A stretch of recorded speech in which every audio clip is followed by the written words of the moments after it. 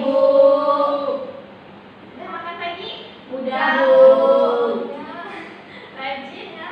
Iya, Ya, Bu. Kenapa, Bu? Oke, baik. Sebelum kita memulai pembelajaran, langkah baiknya kita berdoa terlebih dahulu. Bismillahirrahmanirrahim. Rabbi zidni ilman warzuqni fahman.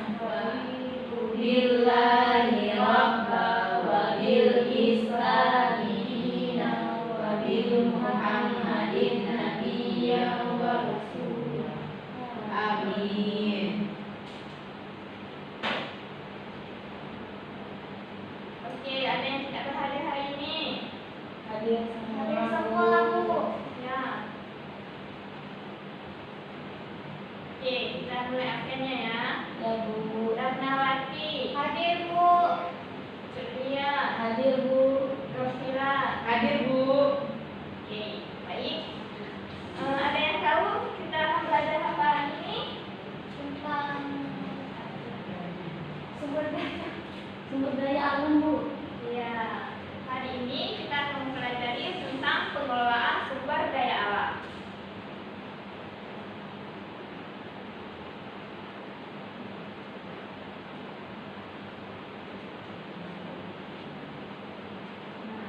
Ada yang tahu nggak apa yang dimaksud dengan sumber daya alam itu? Tempat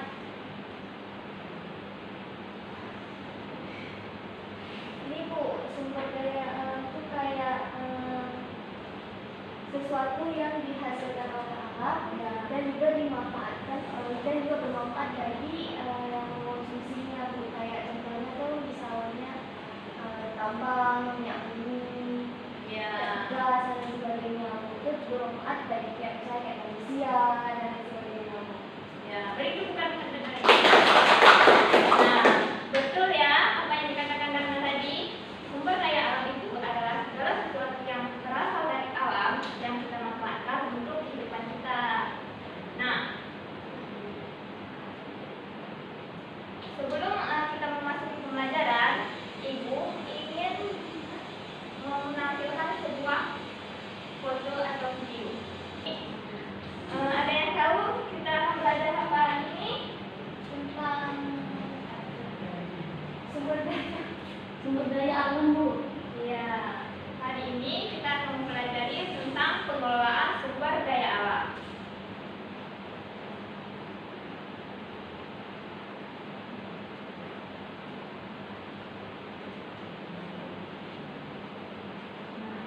Ada yang tahu nggak apa yang dimaksud dengan sumber daya alam itu? Tempat ini, Bu, sumber daya alam itu kayak sesuatu yang dihasilkan oleh alam dan juga dimanfaatkan dan juga bermanfaat bagi yang mengkonsumsinya, Bu. Kayak contohnya tuh misalnya tambang, minyak bumi, gas dan lain sebagainya. Itu bermanfaat bagi kita kayak manusia dan lain sebagainya. Ya, berarti bukan mendengar. Nah, betul ya apa yang dikatakan Dana tadi. Sumber daya alam itu adalah segala sesuatu yang berasal dari alam yang kita manfaatkan untuk kehidupan kita. Nah, pada slide kedua kita akan mempelajari tentang sumber daya alam. Nah, seperti yang dikatakan oleh kawan kalian tadi, sumber daya alam itu adalah segala sesuatu yang dari alam yang kita manfaatkan untuk kehidupan kita sehari-hari. Nah, baik itu makanan yang kita makan untuk setiap harinya, kain-kain dan segala bentuk furnitur yang berasal dari alam yang kita manfaatkan untuk kehidupan kita, untuk dijadiin rumah dan lain sebagainya. Nah, sumber daya alam ini dikategorikan menjadi dua, yang mana ada sumber daya alam hayati dan sumber alam non hayati. Nah, sumber daya alam hayati ini adalah sumber daya alam biotik, yang mana sumber daya alam ini terdiri dari makhluk hidup baik dari tumbuhan dan hewan. Nah, tumbuhan dan hewan ini menjadi penopang untuk kehidupan kita, yang mana dari tumbuhan itu kita memanfaatkan untuk pangan, seperti beras yang kita makan, lauk pauk yang berasal dari tumbuhan itu merupakan sumber daya alam, sumber daya alam hayati yang kita konsumsi untuk sehari-hari. Nah, selain itu ada juga nih dari hasil hutan seperti kayu, rotan, dan lain sebagainya. Nah, sumber daya alam itu sangat beragam. Yang kedua itu ada sumber daya alam non hayati atau abiotik. Nah, ini mencakup seluruh mineral, yang mana bahan-bahan mineral ini sangat berharga bagi kehidupan kita. Misalnya emas, minyak bumi, gas bumi yang kita manfaatkan untuk kehidupan kita sehari-hari. Nah, selain itu ada juga dari unsur tanah, air, angin, yang mana kita manfaatkannya untuk energi alternatif untuk kehidupan kita. Nah, pengertian pengelolaan sumber daya alam. Nah, di sini ada pengertian tentang pengelolaan sumber daya alam. Pengelolaan sumber daya alam sendiri didefinisikan sebagai proses pemanfaatan, pelestarian, dan pengendalian sumber daya alam agar tetap berkelanjutan. Nah, berkelanjutan di sini didefinisikan yang mana sumber daya alam yang kita ambil hari ini itu dapat dinikmati juga oleh generasi-generasi kita untuk kehidupan yang akan datang. Nah, pengelolaan sumber daya alam ini juga diatur dalam undang-undang kita, yang mana Undang-Undang Nomor 32 Tahun 2009 tentang perlindungan dan pengelolaan lingkungan hidup atau Undang-Undang PPLH. Nah, ini menjadi dasar hukum di Indonesia untuk mengatur pengelolaan sumber daya alam secara berkelanjutan. Nah, selanjutnya dampak positif dari pengelolaan sumber daya alam. Nah, sumber daya alam merupakan suatu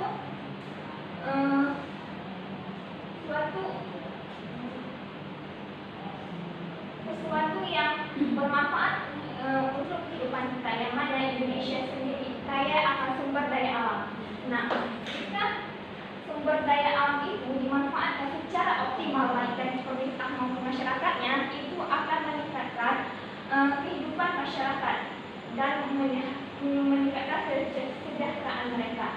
Nah, yang pertama ini ada segi sosial, yang mana pengelolaan sumber daya yang benar itu dapat meningkatkan jumlah lapangan kerja untuk masyarakat Indonesia, yang mana contohnya pengelolaan sumber daya tambang misalnya. Nah, itu kan akan membuka peluang kerja yang akan bekerja di tambang tersebut. Nah, jika masyarakat mempunyai pekerjaan, otomatis kan kesejahteraan masyarakat itu kan akan meningkat nantinya. Nah, dan ini berimbas pada aspek yang kedua, yaitu ekonomi. Nah, selain dari pertambangan, kita juga bisa ambil contohnya dari pertanian. Nah, contohnya sawit, kayu jati, dan lain sebagainya. Nah, pendapatan dari pertanian maupun wisata dan pertambangan ini akan meningkatkan ekonomi masyarakat.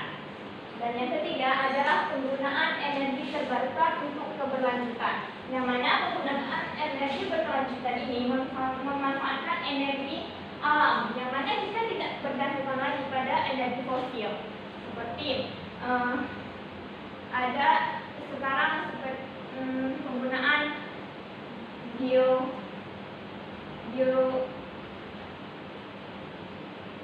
energi yang berasal dari alam. Nah, sekarang ada dampak negatif. Nah, dampak negatif ini akan timbul apabila pengelolaan sumber daya alam tidak dilakukan dengan benar, baik dari pemerintah atau masyarakatnya, yang mana dampak negatif ini akan berdampak langsung bagi kita yang ada di alam tersebut. Nah, yang pertama ada deforestasi. Deforestasi atau nama lainnya adalah pengundulan hutan atau penebangan liar. Nah, deforestasi ini bukan hal asing lagi bagi kita, yang mana dalam tahun ini aja Indonesia sudah kehilangan hutannya, yang mana Indonesia menjadi negara kedua yang kehilangan hutan paling banyak untuk deforestasi ini, yang mana hal ini disebabkan oleh penebangan liar. Nah, baik itu untuk pertanian, contohnya banyak hutan yang ada di Sumatera ini yang ditebang dan diganti untuk tanaman sawit. Yang kedua ada untuk pembangunan, yang mana masyarakat kan atau manusia semakin lama kan semakin berkembang biak, yang mana jumlah populasi semakin meningkat tiap tahun. Jadi pembangunan juga meningkat untuk setiap tahun. Hal itu menyebabkan banyak tumbuhan atau hutan yang mengalami pengundulan dan dialihfungsikan untuk menjadi perumahan. Nah, apa dampaknya jika deforestasi ini terus terjadi? Ada yang tahu? Ada yang tahu apa yang terjadi jika pengundulan ini terus terjadi? Apa penyebabnya? Apa dampak dari pengundulan hutan ini? Merusak lingkungan, bisa banjir, masyarakat terjadi banjir, masyarakat kehilangan tempat tinggal karena akibat dari banjir itu, Bu. Ya, betul sekali. Yang mana jika hutan kita terus-terusan ditebang dan dialihfungsikan, seperti yang kita lihat di Sumatera sekarang, yang mana ada daerah yang mengalami banjir dahsyat, yang mana kita lihat dari video-video beredar banyak golongan kayu yang ada dalam banjir itu. Nah, hal tersebut membuktikan bahwa deforestasi ini dapat menyebabkan banjir dan berdampak negatif pada masyarakat. Nah, yang kedua ada pencemaran air. Air sebagai sumber kehidupan utama dan yang paling penting bagi manusia merupakan sesuatu yang harus kita lindungi atau kita jaga agar sumber daya air ini dapat dimanfaatkan untuk generasi kedepannya. Nah, pencemaran air ini terus meningkat tiap tahunnya, baik itu disebabkan oleh industri, limbah pertanian maupun domestik sendiri. Yang mana domestik ini adalah limbah rumah tangga yang langsung dibuang ke laut tanpa penyaringan terlebih dahulu. Nah, dampaknya apa?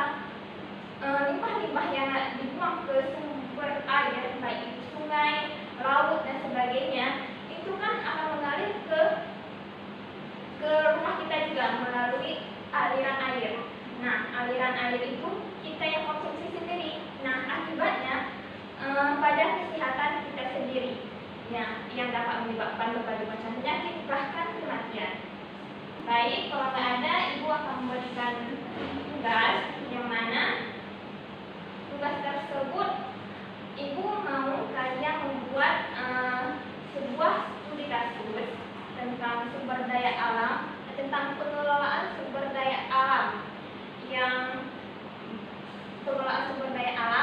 yang ada di sekitar kita, serta dampak dan solusi yang kalian berikan untuk masalah tersebut. Apa dapat dipahami tugasnya? Aduh. Oke. Dampak sama solusinya. Ya. Studi kasus, dampak, sama solusinya. Oh ya, nggak penyebabnya? Kayak banjir itu penyebabnya apa? Oke, Bu. Ibu majunya semua atau perwakilan dari semua, Bu? Nah, nanti ibu tunjuk. Oke.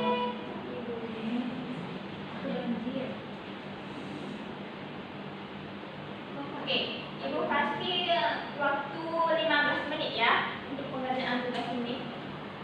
Iya, Bu. Oke, Bu.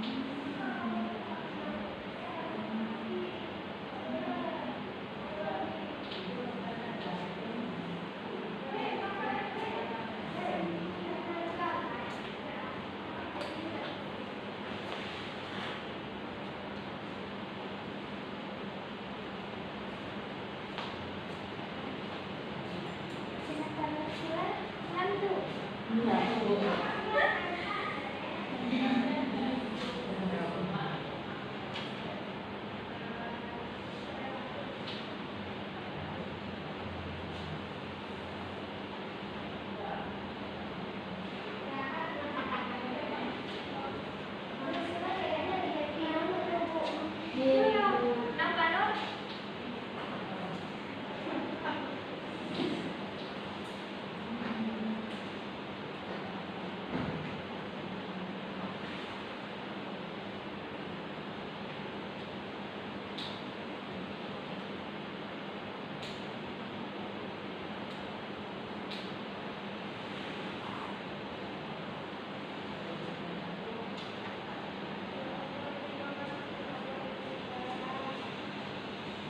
Oke, ada yang udah siap?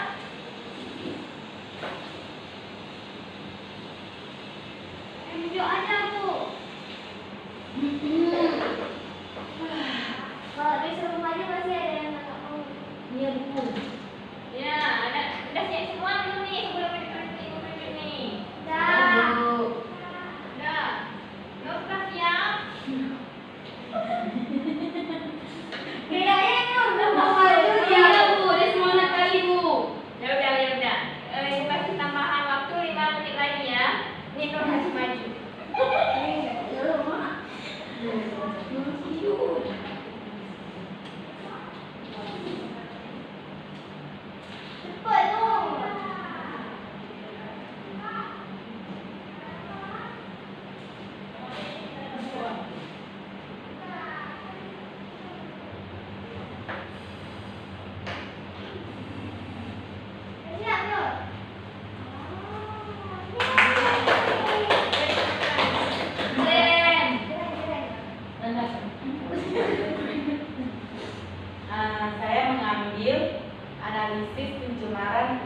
sebagai sungai akibat ini pembuangan sampah rumah tangga. Ya. Ya. Gimana tuh? Kita studi kasus. Di mana di Lampulo. Nah, itu terjadinya karena kurangnya kesadaran masyarakat. Jadi masyarakat itu banyak yang membuang kayak bekas-bekas deterjen, minyak itu ke sungai. Ya. Jadi dampaknya itu nanti sungai itu kan tercemar. Jadi dia akan bisa banjir. Juga airnya itu nggak bersih, itu bisa juga menyebabkan kita penyakit kulit. Ya. Kalau kita menggunakan air tersebut. Nah, solusinya itu berarti masyarakat ini harus lebih mempunyai kesadaran diri masing-masing. Mereka berarti harus mempunyai kesadaran supaya tidak membuang sampah dan sembarangan. Terus mungkin lagi solusinya pemerintah itu bisa memasang spanduk di dekat sungai yang besar, terus biar masyarakat tidak buta ya.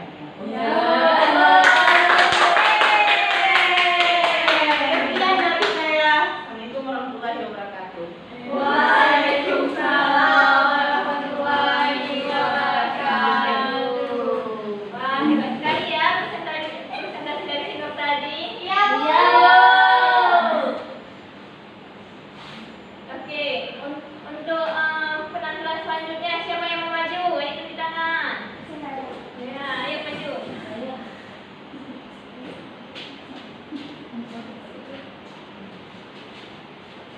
Assalamualaikum warahmatullahi wabarakatuh. Waalaikumsalam warahmatullahi wabarakatuh. Saya mengambil studi kasus yang baru-baru ini terjadi, yaitu banjir bandang di Aceh Maniang. Di mana bisa kita lihat dampaknya tadi kan. Dampaknya itu sangat jelas. Infrastruktur atau tempat tinggal, fasilitas dan lain sebagainya itu hilang. Masyarakat kehilangan tempat tinggal, anak-anak di sana kehilangan sekolah, mata pencarian, dan lain sebagainya. Selain itu dampaknya juga seperti bagi psikologi masyarakat di sana, ada rasa trauma, ketakutan, dan lain sebagainya. Nah, selain itu dampaknya bisa kita lihat lagi, Bu. Banjir bandang ini kan adanya kayak kayu-kayu yang ditebang secara ilegal, di mana kayu-kayu itu mengakibatkan yang seharusnya banjir itu tidak terlalu parah, sehingga karena ada kayu-kayu itu membuat rumah warga dan lain sebagainya itu hancur dan adanya korban jiwa yang lebih banyak akibat dari penebangan liar tersebut. Nah, solusinya apa yang kita bisa ambil di sini, di mana pemerintah itu bisa memberikan kewenangan pada perusahaan-perusahaan yang melakukan penebangan liar. Pemerintah juga bisa memberikan atau pengecekan terhadap perusahaan-perusahaan yang melakukan penebangan tersebut. Selain itu juga dari segi masyarakatnya, di mana kan masyarakat di sini karena kadang bisa terjadi banyak korban jiwa, bisa memberikan edukasi kepada masyarakat, seperti kayak memberikan penanganan dini atau edukasi tentang bagaimana kita cara menyelamatkan diri ketika terjadinya suatu bencana dan lain sebagainya. Mitigasi Mitigasi bencana, Bu, itu maksudnya. Hal itu yang dapat saya sampaikan. Assalamualaikum warahmatullahi wabarakatuh. Oke, hebat sekali ya presentasi dari kawan-kawan kalian tadi. Iya, Bu. Oke, sebelum kita menutup pembelajaran kita pada hari ini, ada yang dapat simpulkan Kak tentang materi yang Ibu sampaikan tadi? Ada, Bu? Ya, Darna? Jadi tadi Ibu menjelaskan tentang sumber daya alam, dampaknya dan jenis-jenisnya. Nah, sumber daya kita bahas dulu tentang pengertiannya, Bu. Kalau sumber daya alam itu adalah sesuatu yang dari alam yang dapat diperbaharui atau tidak dapat diperbaharui, dan juga sumber daya alam itu bisa dimanfaatkan baik untuk sekarang dan hingga masa depan nanti. Nah, sumber daya alam itu terbagi menjadi dua, Bu. jenisnya, ada hayati dan non hayati. Kalau hayati itu contohnya tuh kayak makanan kita sehari-hari, pangan, itu kayak padi, ada juga kayu dan lain sebagainya. Nah, sedangkan non hayati itu kayak emas, batu bara, tambang, minyak bumi dan lain sebagainya. Selain itu juga sumber daya alam ini memiliki dampak positif dan negatif ketika kita mengelolanya tidak baik. Nah, contohnya tuh kalau misalnya dampak positif dulu Bu, kayak bagi dampaknya ada bagi sosial, ekonomi, sama lingkungan. Sedangkan dampak negatifnya itu kayak penambangan liar atau ilegal, pencemaran lingkungan, penambangan dan lain sebagainya. Nah, selain itu juga kita selain ada dampak positif dan negatif, ada solusinya dari dampak negatif itu. Contohnya kayak memandukan pemanfaatan sumber daya alam dengan pelestarian ekosistem, mengimplementasi prinsip konservasi dan penggunaan sumber daya alam, dan lain sebagainya. Ya, hebat kali ya, karena dapat menyimpulkan dengan benar. Ya, betul sekali apa yang dikatakan Dana tadi. Sumber daya alam itu segala sesuatu yang sangat penting bagi kita. Jadi tugas kita sebagai manusia atau masyarakat yang bergantung pada alam harus menjaga alam sebaik mungkin. Nah, sumber daya alam ini dapat memberikan manfaat bagi kita apabila kita mengelolanya dengan baik, dan sebaliknya jika pengelolaan sumber daya alam ini tidak dilakukan dengan baik, maka akan berdampak juga pada kita, yang mana dampak tersebut adalah dampak negatif seperti deforestasi tadi, pencemaran air, eksploitasi mineral, dan ketidakadilan akses terhadap masyarakat. Nah, hal tersebut merupakan tanggung jawab kita sebagai sesama manusia yang hidup berdampingan dengan alam. Oke, hanya sekian materi kita pada hari ini.